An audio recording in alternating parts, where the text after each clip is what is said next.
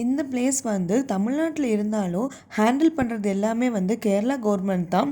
இது வந்து பத்மநாபபுரம் பேலஸ்.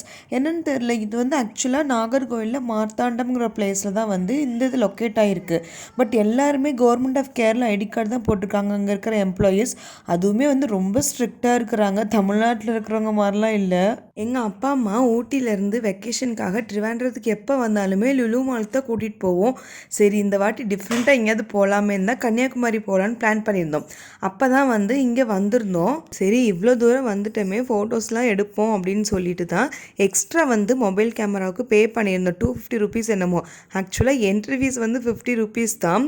முன்னாடி இருக்கிற லிடியானா கண்டிப்பாக பே பண்ணாமல் உள்ளே போய் ஃப்ரீயாக ஃபோட்டோஸ் எடுக்கலாம்னு நினச்சிருப்பேன். ஆனால் இப்போ வந்து கல்யாணம் பண்ணி குழந்தெல்லாம் பெற்றதுனால கொஞ்சம் பொறுப்பான பொண்ணாக பில்லெல்லாம் வாங்கி நான் பே பண்ணிவிட்டு வந்துட்டேன்.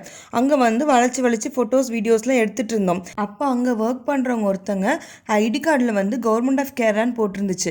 அவங்க வந்துட்டு பில்லை கொடுங்க, நீங்கள் பே பண்ணியிருக்கீங்களா வீடியோஸ்லாம் எடுக்கிறதுக்குன்னு கேட்டாங்க. நல்ல வேலை பில்லை இருந்ததுனால அவங்கக்கிட்ட காட்டிட்டு நாங்கள் தான் பே பண்ணோமே அப்படின்னு சொல்லிட்டு திமிர நின்றுக்கிட்டு இருந்தேன். சப்போஸ் பே பண்ணாமல் ஏமாற்றி உள்ளே வந்து ஃபோட்டோஸ் எடுத்திருந்தேன்னா என்ன பண்ணியிருப்பேன்னு எனக்கு தெரியல. ஒரு மாதிரி அசிங்கமாக போயிருக்கும். நல்ல வேலை தப்பிச்சிட்டு.